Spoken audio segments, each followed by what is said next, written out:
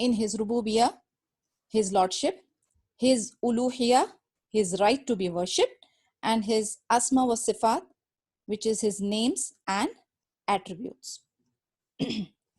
Number 2, al-inqiyad bit-taha, to yield obediently. It means to do everything that Allah subhanahu wa ta'ala commanded and to avoid everything that he forbade. Because just have this thing in your mind, like as I always said, first is definitely you have to make your intention khalis, and at the same time you have to have a goal. So when we spoke about the muqarrabun, we have to think about those 7 conditions. So we have to stop ourselves not only from haram, but slowly and eventually we also have to abstain from makruh. So we are again talking about being obedient and more obedient, inshallah. So the second point is it means to do everything that Allah subhanahu wa ta'ala commanded and avoid everything that he forbade. The third is bara' min ashirk. Sorry, somebody saying, yes, Noreen, you have something?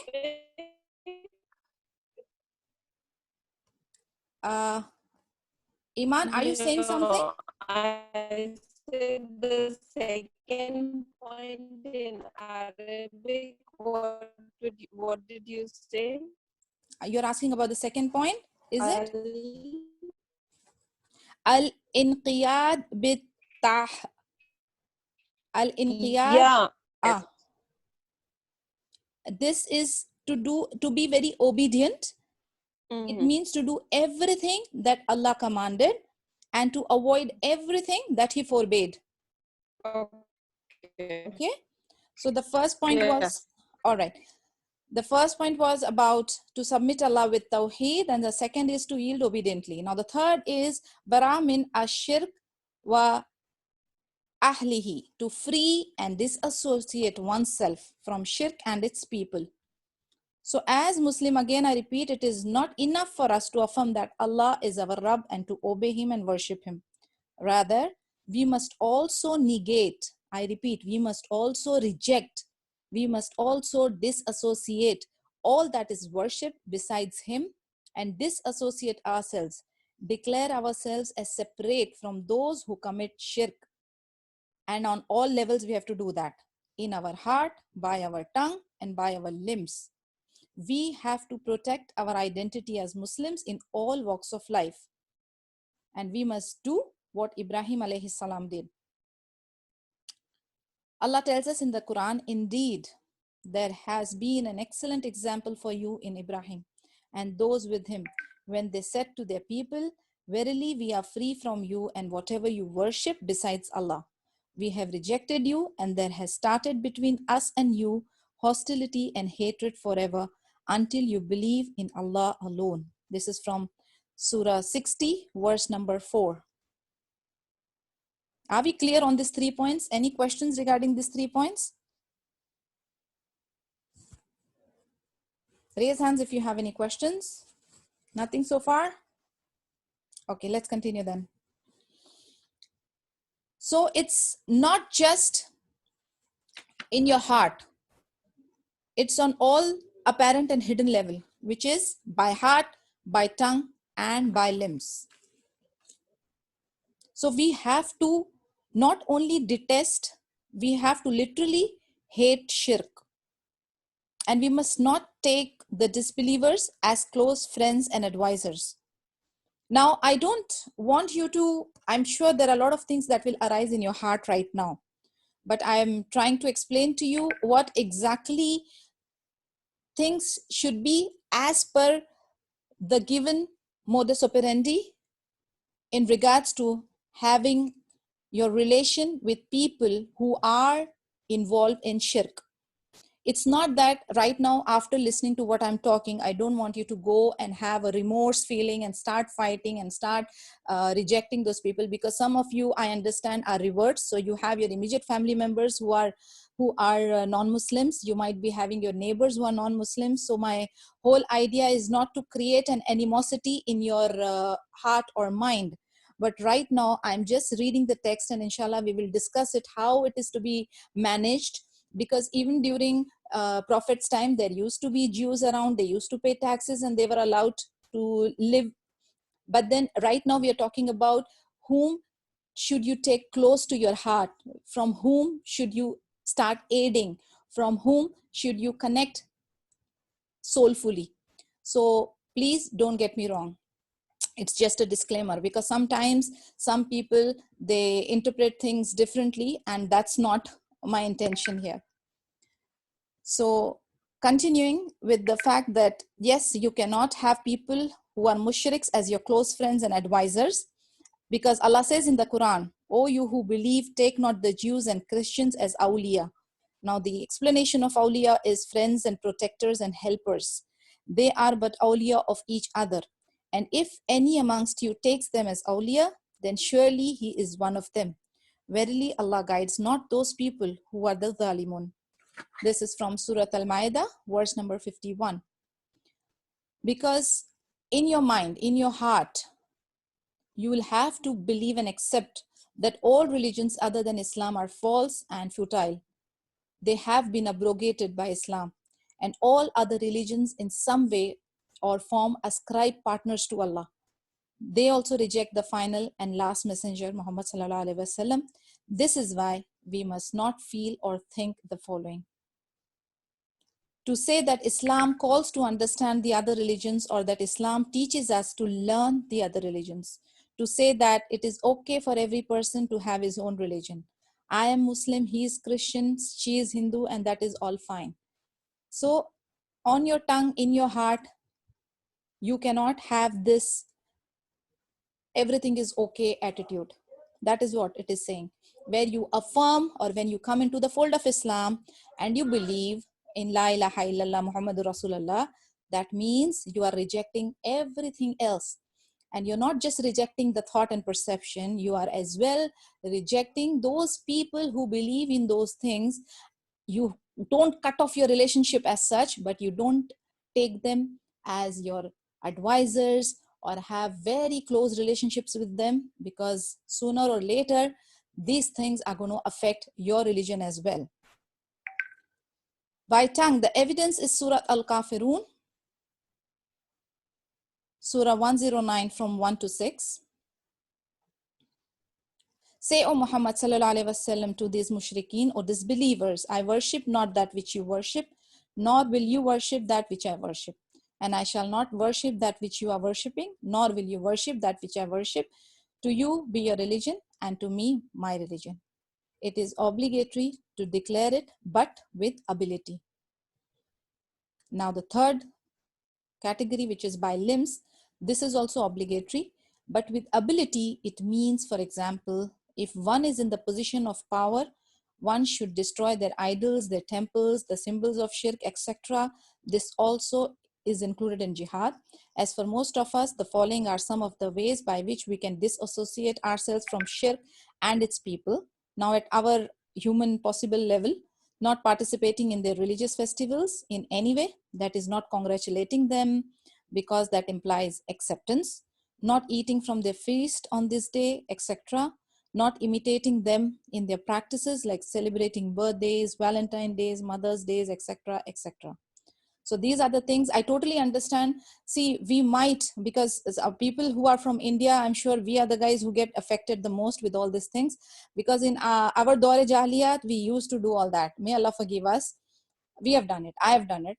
But then as and when the ilm was opened up and the belief got stronger, Alhamdulillah, I'm telling you, it's not impossible, it's not difficult.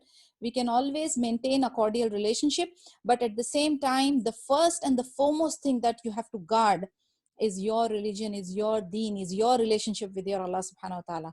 Because to please someone of this dunya, I don't want to be disobedient to my Rabb.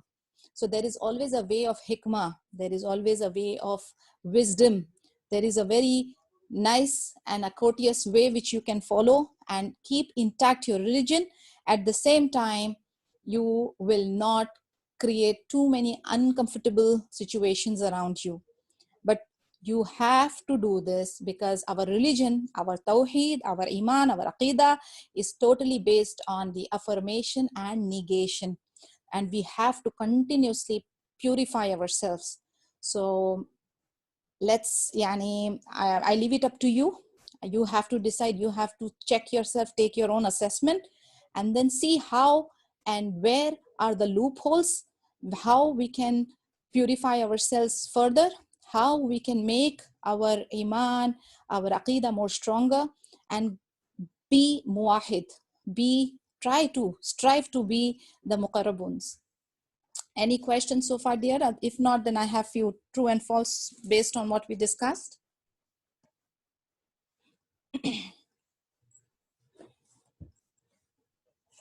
No raise of hands. Let's continue. I'll ask true or false. Please unmute those who are attempting.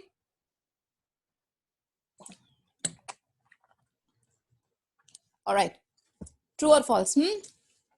It's okay to go to a birthday party if not going would hurt your friend. True or false? False. Reasons. No. No? False. Who said no? Okay, False. why? Yeah, because it's not permissible Because it's to go bidah. attend the birthday Exactly. parties. That's the Yeah, word it's I a was bidah. looking for. Bidah. Okay. Number two, Bidah. disassociating ourselves from shirk and people. Can I say something, please? Sure. Hello? Sure. Sorry. Go ahead. Bid'ah comes under the category where we add or change or bring something as part of our ibadah into the religion. That we cannot say we have a third sajda or things like that. Anything that comes. But when you are talking about lifestyle, I'm talking about birthday. I know we are not supposed to. I refrain. Alhamdulillah, I try to. But it comes under a different category where we should not imitate the non-believers. Because if we imitate them, we become one of them. Okay. So that's the reason I try to refrain. I'm just trying to understand this. See, very Baji, can I say something? Yeah, sure. It's a simply way, Baji, के बिदत जो है very simple to try to understand. जो रसूलुल्लाह ने अपनी जिंदगी में नहीं, हमको नहीं करना है. अगर हम वो काम करते हैं तो वो बिदत में आता है. या राइट, सिंपली हम बोल सकते हैं बिदत को. Actually, I understand what you're saying, Nazia, and I even got the point what Kamar is saying. Like there, for example, for that matter, if I say Huzur Pak Sallallahu Alaihi Wasallam never ate Chinese, why are we eating Chinese? Is it bidah? I mean, all those things that are related to dunya and right now what zaman is going on.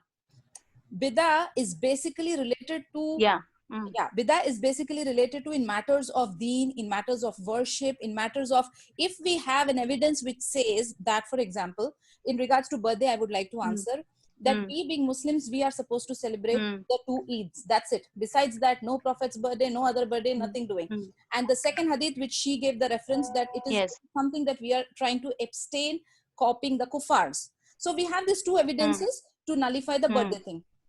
Right? But yes, the bidah and whenever we talk about innovation, it is about in the matters of deen, in the matters of religion, in the matters of dunya. And then if there is something, for example, I tell you, like we have a very straight, simple, strong hadith in regards to eyebrows. It's a matter of dunya, it's a matter of action, right? It's not a matter of ibadah. But we have a backing of a hadith which is very strong, and it says the one who does and one who gets it done gets cursed. So that is enough evidence for me to stop it. So what I'm saying is that we should have evidences from Quran and Sunnah. If you have something that is refuting an action which is pertaining to the religion, yes, and even pertaining to dunya, yes, then I have to pull back myself. Sometimes, in fact, there are times when there is no specific wordings in Quran or in Hadith, but then we go for analogy, which is qiyas. So the sheikhs and the scholars and the muftis will have a particular ruling for that. So you have to go into depth wherever you can. Try to avoid these things, because that's how we are. This is a jihad. This is how we strive ourselves. Nobody is perfect here. And believe me, Allah subhanahu wa ta'ala, subhanallah, He's Ghafurur Rahim, He's Rahmanur Rahim. He will see our struggles, right? And Baki is like in His hand. Our whole idea or the intention is to follow as much as we can. Right? Inshallah. Okay, can exactly. right. So this is the second true or false. Now, disassociating ourselves from shirk and its people means declaring ourselves as separate from them. True or false? True. True? Okay. Islam teaches us to learn about other religions. True or false? No, false. Islam False. teaches us to. Teaches us to Islam teaches us learn to. about other religions. False. Very good. Why false? Who's answering false? Obviously, like, why do you have to learn about idols? You know, they have no. Okay. Okay, great. Okay, number 4, I would never carry or keep anything which has a symbol of shirk on it, like the cross or the Om sign or the idol's image. True or false? True. Okay. True. Okay. Mother's Day is a part of Islam because Islam teaches us to obey and respect our mothers much more than any other religion. True or false? False. False. False. Why? Because we're not supposed to celebrate anything except for the 2 Eids. You should respect and love your mother every Every day. day. Yeah, and it's Fantastic. Fantastic. I like that. Okay. Yeah. So, Yeah. so anybody could repeat the 3 points giving the definition of Islam from the Aqeedah point of view now.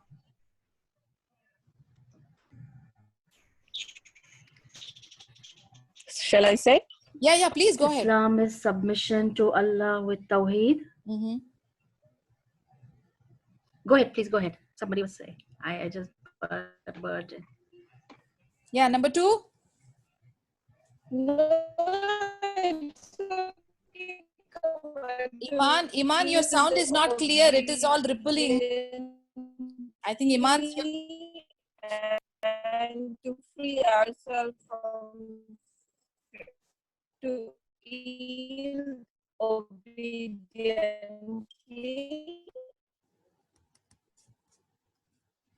okay, I think I didn't get it. It was all ripples, but then And okay, I'm closing. Let somebody else talk. I don't know, but I'm not able to. Yeah, actually, Iman, I can't hear you at all. Somebody else was attempting it? Ji,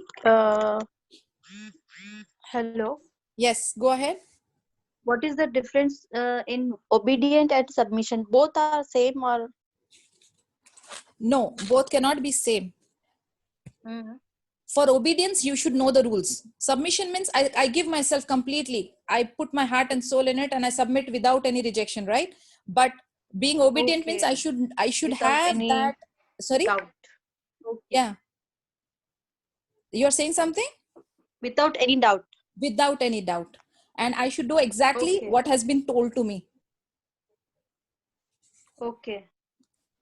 You have to have some knowledge and some sense of rejection in it, and rejection to what is forbidden, and then be just focused that you heard, you learned, and you are just obedient. Samena wa atana, I just followed it, being obedient like that. Okay. Submission is giving yourself 100%. Got it? Okay. Jazakallah. It is different, of course. Now, coming to the 3 levels of our religion. Our deen is based off 3 levels. I'm again taking you back to the basics. Okay. First circle is Islam. The level above it is Iman. And the level above it is Ihsan. So, how many of you know the fundamentals of Islam? Come on, quickly. Unmute and start giving the answers. The fundamentals of Islam. Anyone? You mean the 5 pillars of Islam? Yes. Okay, it's Iman, Salat, No, it's not Iman. Iman is the second. Saum. Shahada, Salah, Shahada. Saum, Zakat, Shahada, Hajj. Very good. Shahada, Salah, Som, Zakah, and Hajj. Hajj. Very good. And the 6 fundamentals or principles of Iman. Anyone? Amantu billahi Mm-hmm. wa malaikatihi Mm-hmm. wa kutubihi Mm-hmm. wa rusulihi wal yawmil akhiri Mm-hmm. wal qadrihi. Very good. So that's the 6 fundamentals of Iman. And what comes in Ihsan?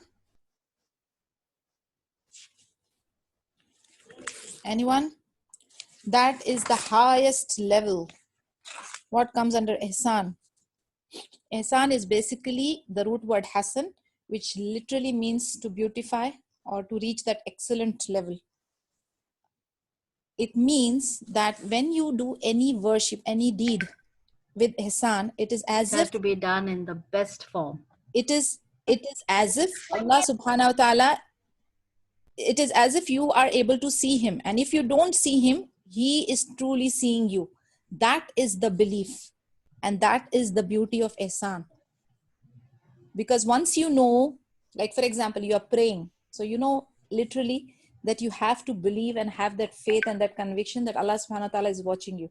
And then anytime you do any action, anytime in jalwat, in khalwat, wherever you are, whatever you're doing, even if that waswas or that thought comes into your head that let's do some sinning, you should have this thing, the CCTV of Allah subhanahu wa ta'ala is there. Even if you can't see him, he is seeing you. That is the level of ihsan, the third highest level. So we will slowly start with the first level, which is Islam. There is evidence in a hadith of Jibril Amin on the authority of Umar radiallahu anhu, who said, one day while we were sitting with the Messenger sallallahu alaihi wasallam, there came before us a man with extremely white clothes and extremely black hair. There was no sign of travel on him, and none of us knew him. He came and sat next to Prophet Muhammad sallallahu alaihi wasallam. He supported his knees up against the knees of Prophet Muhammad sallallahu alaihi wasallam and put his hands on his thighs, and he asked, "O Muhammad, tell me about Islam." The Messenger of Allah sallallahu alaihi wasallam said, Islam is to testify that there is none worthy of worship except Allah, and that Muhammad sallallahu alaihi wasallam is the Messenger of Allah, to establish the prayers, to pay the zakah, to fast in Ramadan, and to make pilgrimage to the house if you have the means to do so. He said, you have spoken truthfully. We were amazed that he asked the question and then said that he had spoken truthfully, which means he already knew it because it was Jibril Amin in a disguise.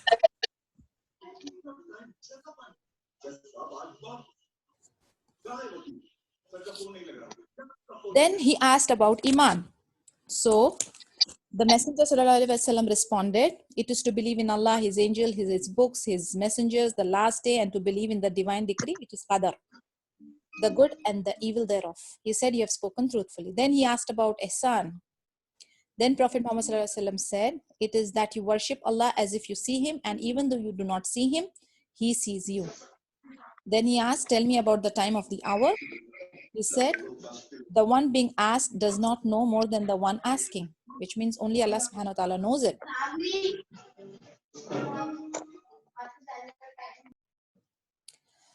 Then he went away. I stayed for a long time. Then the Prophet Muhammad sallallahu alaihi wasallam said, oh Umar, do you know who the questioner was?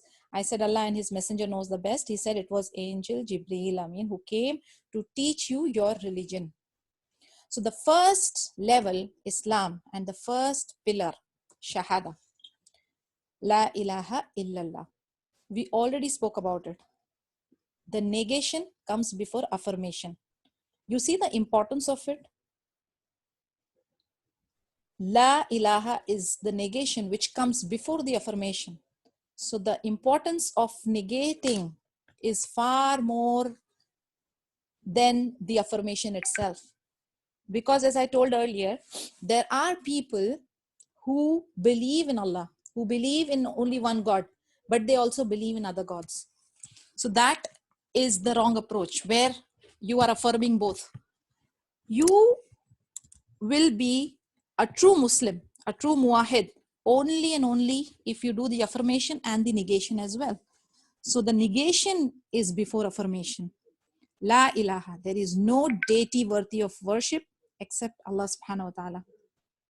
So this you have to understand very carefully, and you have to believe and you have to follow with full consciousness that yes, this is what I believe in and this is what I'm going to follow. It is the testification that none has the right to be worshipped except Allah, and that Muhammad sallallahu alaihi wasallam is the messenger. The reference through Quran is from Surah Al Imran, Surah 3, verse number 18, in regards to this. Why the negation is before affirmation? Because all the other things are the creation. So none is worthy or none deserves to be worshipped. Absolutely no one. And the second part of Shahada is affirmation that yes, we only believe in Allah subhanahu wa ta'ala and He is the only one. So these are the two pillars of the first fundamental of Shahada of Islam. The two pillars are, first is the negation and the second pillar is affirmation.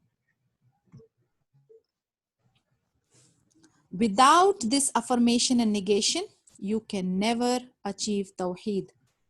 Not even the correct belief, not even the complete.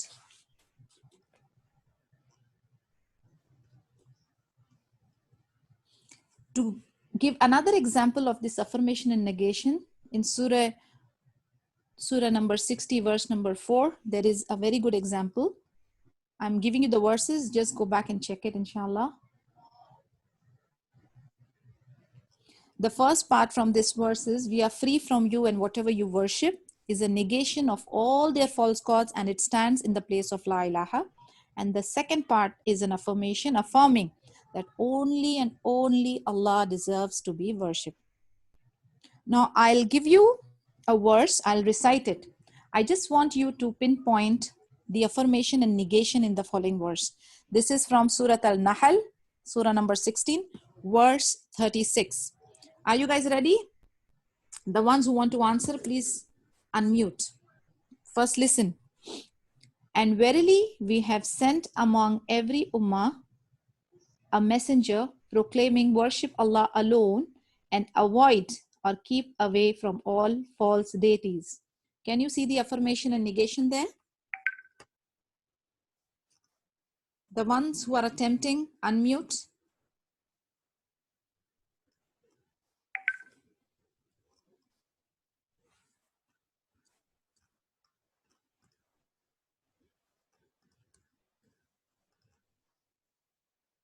No one? Okay. The second surah, Surah Al-Baqarah, verse number 256. Whoever disbelieves in Taghut and believes in Allah, then he has grasped the most trustworthy handhold that will never break. Here also, you will have to pinpoint the affirmation and negation. Yes, Kamar, you want to say something? No, actually, I was answering the first one and Okay. then I realized I was mute. Now I'm unmuted again. Yeah, the first one. Sorry. First one. Yeah, I mean, yes, there was the affirmation and negation, understood. And now in the second one, you can repeat it. Yeah, whoever disbelieves in Taghut and believes in Allah, then he has grasped the most trustworthy handhold that will never break. Yeah, so again, there is affirmation is that whole The first is the believe in negation. Allah. Disbelieves in Taghut. First here is a negation. Yeah. And then the affirmation. So these are the examples where you can see clearly how the affirmation and negation goes hand in hand. And in fact, if you ponder and contemplate in few of the verses, you will be very clearly noting and pointing the affirmation and negation. So there are around 7 conditions for La ilaha illallah. 7 conditions for La ilaha illallah. What are these and what are the evidences? Inshallah, we will be discussing these 7 conditions. Every Muslim knows that the key to paradise is this statement, that there is none worthy of worship except Allah.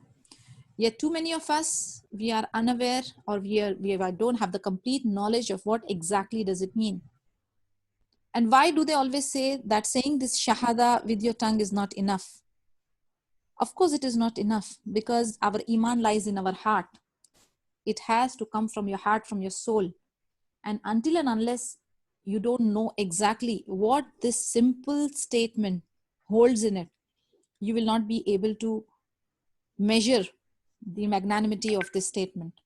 So the 7 conditions of La ilaha illallah is knowledge, certainty, acceptance, submission and obedience, truthfulness, sincerity, and love. Inshallah, we'll take each. First comes knowledge. This is from, the reference is from Surah Muhammad, Surah 47, verse 19. I'm not reading the verse. We will just go to the meaning of it. Imam Bukhari said regarding this verse, knowledge comes before speech and action. So without knowledge, one's actions could be in vain, for he does not know what he should be doing despite a sincere intention. We have always, over and over, we have talked about this, that knowledge comes before speech and action, because without knowing what to do and what to abstain from, we might be doing something that is forbidden, thinking that it is a part of our religion, and vice versa. So it is obligatory. Remember that it is obligatory that the knowledge has to be gained. Number 2, certainty. This evidence is from Surah Hujurat, Surah 49, verse 15. Whoever utters the Shahada should do so with certainty and without having doubts. Certainty can only come with knowledge, because without knowledge, one cannot be certain of what he believes. Can you imagine how many times it is again and again repeated?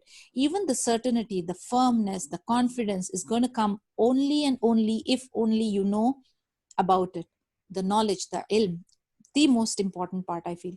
So until and unless you are not certain about it, you still have doubt, then you're not fulfilling the condition. Number 3 is acceptance. And the evidence for that is from Surah Safat, Surah 37, verse 35-36. When a person has certainty, then he will accept everything that comes from Allah, the laws as well as the decrees. For example, you hear about Allah's command of stoning the adulterer, or his permission for a man to have 4 wives, you will accept it without hating it. Rather, you will believe in the perfection of these laws because they are from Allah subhanahu wa ta'ala. Which means once we say we truly submit ourselves, we truly accept Allah subhanahu wa ta'ala as our Lord, then if there is something which He made halal, then we don't cross-question it. Then we don't have the waswas, we don't have doubts in it. We accept it with open heart, and we don't have negativity. We don't have those remorse feelings for it. And the 2 examples that were given are those examples in which definitely somebody will have little pain. I mean, I'm not going into the polygamy mode, but I'm just telling that something that Allah made halal for certain conditions, definitely we have to accept it, because that's what is the solution as per our Lord. We cannot go against the rules or the decrees of what Allah has granted, because that comes from our Lord, that comes from our Khalik Malik, that is unquestionable. We have to accept it with an open heart and mind. So that's acceptance. So number 1 is knowledge, 2nd certainty, 3rd is acceptance, 4th is submission and obedience. Surah Nisa, which is 4th surah, verse number 125. It is not enough to accept Allah's law. You must act upon them. This condition means the actual physical enactment of the Shahada with the heart, tongue, and limbs. So it's all hidden and apparent, inside out. Once you accept it, you have to act on it. And that is like the actual enactment. So the first is knowledge, certainty, acceptance, submission, and obedience. The 5th point is truthfulness. And the evidence is from Surah Ankabut, Surah 29, verses 1-3. Merely pronouncing La ilaha illallah does not benefit the one who says it unless there is an agreement with the heart. Again, not the robotic moment. but something which the heart, mind, and soul agrees. For example, you call someone to join the Tarbiyah program and she says that she really wants to come, but lists a string of excuses because of which she cannot. Is she truthful? Does she really want to come? Is what is on her tongue the same as what is in her heart? Truthfulness is what drives a person to do the good deeds because she is always hoping in her heart to please Allah subhanahu wa ta'ala. We have to be very honest, very truthful. We cannot have excuses with our own self. I mean, it's not a matter to impress anybody else. Any ibadah, any good deed, this declaration, this shahada, this testimony is something between you and Allah. It is something for your own good. It is something for your own betterment. So you cannot fake it. You cannot do things to impress others. It is something between you and Allah.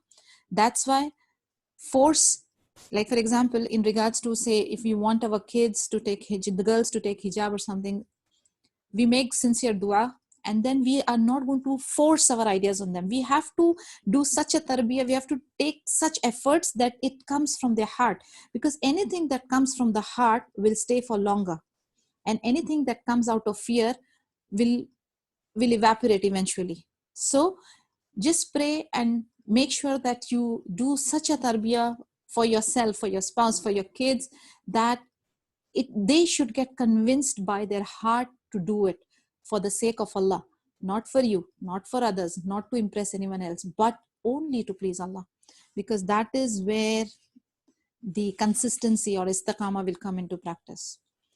Number 6 is sincerity. The evidence for that is from Surah Zumar, Surah 39, verse 11. To do all the good deeds sincerely for Allah's sake, seeking His reward, hoping for His pleasure, not seeking worldly benefits or the praise of people. The absence of sincerity renders a deed useless. Rather, it becomes an act of minor shirk. Again and again we repeat and we are stressing on the same points. Sincerity, ikhlas, you have to do only to seek Allah's pleasure. That's it. That's your goal and nothing else. So, number 6 point, again in Shahada, is sincerity. And the last but not the least, love. The evidence from Quran, Surah Al-Baqarah, verse number 165. Surah 2, verse 165. When one fulfills all the conditions mentioned above, our hearts will be attached to Allah subhanahu wa ta'ala alone, in exclusion to everything and everyone else. So we will only love and whosoever, whatever Allah loves, and we will hate whoever, whatever Allah hates. So it's all about love. So the 7 conditions, I'll quickly read again. Knowledge, sincerity, acceptance, submission and obedience, truthfulness, sincerity, and love. The testification of Muhammad Rasulullah, the evidence is from Surah Tawbah, Surah 9, verse 128. So when one testifies that Muhammad sallallahu alaihi wasallam is the messenger of Allah, it means, what does it mean? It means that I obey him in whatever he commands, that I believe and testify to the truth of whatever he informs of, I avoid whatever he forbade, and I worship Allah only in the way that he taught. So the second part of the Shahada, Muhammad Rasulullah, means that I obey him in whatever he commands. I believe and testify to the truth of whatever he informs. I avoid or forbade whatever he has forbidden, and I worship Allah only in the way that he taught me. So this testification is not just by words that, okay, I believe that Muhammad sallallahu alaihi wasallam is his messenger and that's it. No, these are the 4 conditions that I have to follow. And this is mandatory. This is important because that is the whole where our religion is balanced upon. I believe in Allah, I reject other gods, and then I follow his way to reach Allah subhanahu wa ta'ala. So without this, it is of course imbalanced. What are the evidences to prove this? Surah Araf, Surah number 7, verse 188. We have to believe that Muhammad sallallahu alaihi wasallam does not have any share or any right to lordship or control over the creation or any right to be worshipped at all. Meaning some sects, some people have exaggerated the importance or the role of Prophet Muhammad sallallahu alaihi wasallam to such an extent that they are committing shirk as well, because they believe in certain things which is confined to Allah subhanahu wa ta'ala alone. So we will not exaggerate. We have got a very clear definition. Nobody reaches the level of Allah subhanahu wa ta'ala, and we exactly know what is his lordship and his divinity. So we does not even give the same characteristic to Muhammad sallallahu alaihi wasallam. He is a messenger, and that is what it is. We still don't exaggerate our belief in our messenger. He does not possess either for himself or for anyone else the power to bring benefit or harm except what Allah wills. And he is the slave and worshipper, and he is a messenger who must be obeyed. When we are saying we consider him as our messenger and then we have to obey what he says, so definitely there are a lot of hadith evidences where he has clearly mentioned and warned us. There is a hadith of Bukhari I would like to quote here. Do not praise me as the Christians praise the son of Maryam. Indeed, I am a slave of Allah. So say the slave of Allah and his messenger, sallallahu alaihi wasallam. So clearly he said that. But unfortunately, some of us have been exaggerating. May Allah give us hidayah. So the other pillars, which is the following are the other pillars, the four ones: Salat, Zakat, Fasting, and Hajj. There are references and evidences from Quran for those, as in Surah Al-Bayyinah 98 verse number 5, which explains about Salah and Zakah. For fasting, it is in Surah Al-Baqarah verse number 183, and for Hajj, it is in Surah Al-Imran, Surah 3 verse number 97. So that's about it for today. Are there any questions in regard to what we discussed today? Nasreen, can you hear me? I cannot understand you. It's rippling a lot. Can you type, Iman?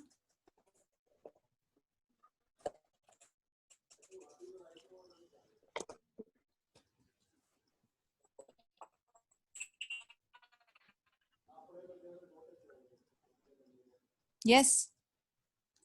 Any questions, guys? Any questions? Anyone has any questions in regards to what we discussed today? Okay.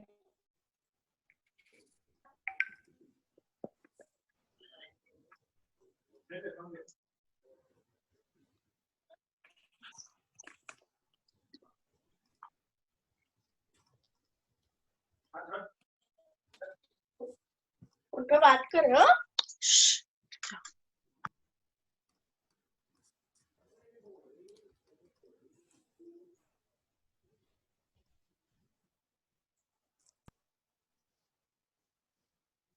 I think no one All has right. All right. So now I was waiting for this one, Iman's message actually. Okay.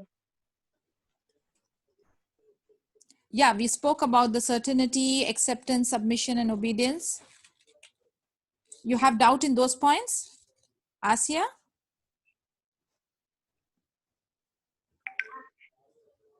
Yes, Asia? You are asking me for those 4 points? Hello, Sister Nasreen. Yes, yes. Actually, I was writing those points for the lady who just asked the question Okay. regarding the points for Shahada. But my question was, the 3 points, Al-Istislam and Al-Inqiyat, Okay. and the third one, I've missed that one. Okay. So if you could just, jot down those points and forward it for us. I will do one thing. I will send the snapshots of it in the group. You are in the group, right? Yeah. Okay. I'll send you the Yes. snapshots, because that is what I thought first. I thought I'll send the original PDF, but I'm not able to retrieve those. So whatever I have hard copies, those snapshots only I will send in the group. So that will save your time. You can maintain your notes Okay, by sure. copying from there. Yeah.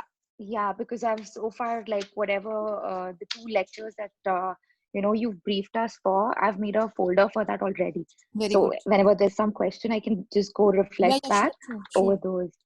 Yes, So please. because today, because of a lot of internet glitches, it was really hard to follow through. No problem, inshallah. I'll put the notes for you guys. You will see, inshallah. Jazakallah khair. No problem, Bayaki, inshallah. But we have to see, these are all kind of basic stuff only, but we have to understand, for those who already have done it, it's a reminder. For those who have never heard it, of course, it's a value addition. But then again, we have to, I leave it up to individual. How can you memorize it, or how can you start recording it so that you can implement and then start sharing it? I leave it up to you. In whichever way support is required, inshallah, I will try to give you all those details. But then end of the day, it is something that since I give you those verses and those surah names, again I request that you go back to Quran and refer to a brief tafsir of that. You will understand it much better, because I want everyone to get connected to Quran. So inshallah bi'idhnillah, our understanding and our practices will be much more better than before, because there has to be a progress, there has to be a value addition, right? So do you want me to ask you a few true and false on this part, or are we done for the day? Maybe we can give it a try. Sure. Yeah, ask. At least then we will know what because as Asiya said, there was a lot of glitches, and even I got misconnected. I have missed some things. I don't know. Yeah, But ask. Samin, you have raised your hand. You want to ask something? No, ask us questions. Okay. All right. Can someone just repeat the 7 conditions of La ilaha illallah? First is knowledge. Mm-hmm. Number 2, certainty. Number 3, acceptance. Number 4, submission and obedience. Number 5, truthfulness. Number 6, sincerity. Number 7, love. Okay. I hope that's correct. Perfect. Jazakallah khair. So if we do not fulfill the conditions of La ilaha illallah, it will not help us to reach paradise. True or false? Can I do? Sorry? Yeah. I mean, who's replying to this? I'll ask again.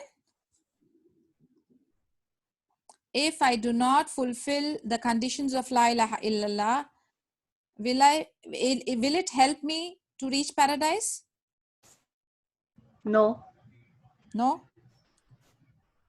If you do not fulfill the conditions, you will not.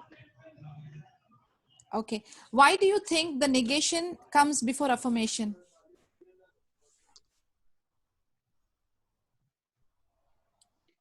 To purify you take away all your clear everything else, and then affirm. What if I don't negate? Then your affirmation is invalid. Exactly. The affirmation is invalid. Good. What are the 4 points in the second half of my shahada in regards to the messenger Muhammad sallallahu alaihi wasallam? The 4 points. When I say Muhammadur Rasulullah, so what are the 4 conditions it means? What am I supposed to do? Just give me the keywords.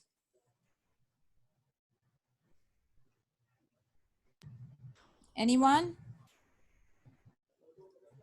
Just obey him whatever he command. Very good. Number 2. Testification. Testify. Believe Very in good. his testifying. Believe and testify to the truth. Okay. Number 3.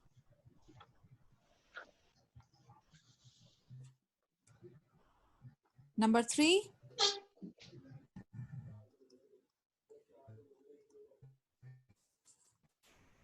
Yes. Number 3.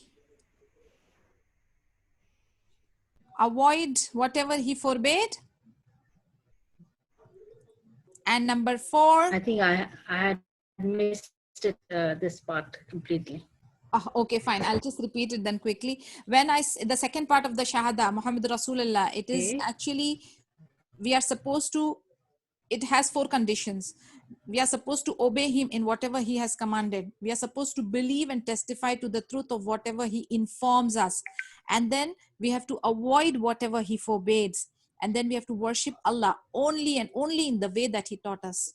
So this testification needs these 4 conditions. So it is not just mere words, but these things that we have to follow from our heart and our soul and our limbs and our tongue. The reference is Surah Al-Tawbah, Surah 9, verse 128. Is it clear now, girls? Yeah, okay.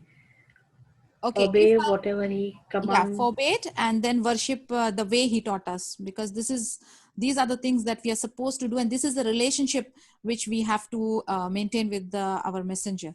Now, if I love Muhammad sallallahu alaihi wasallam, will he be doing shafaat for me? If I just say that I love him, Yes.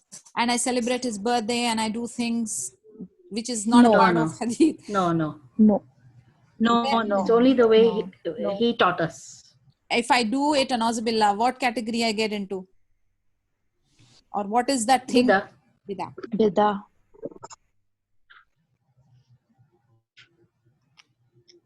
And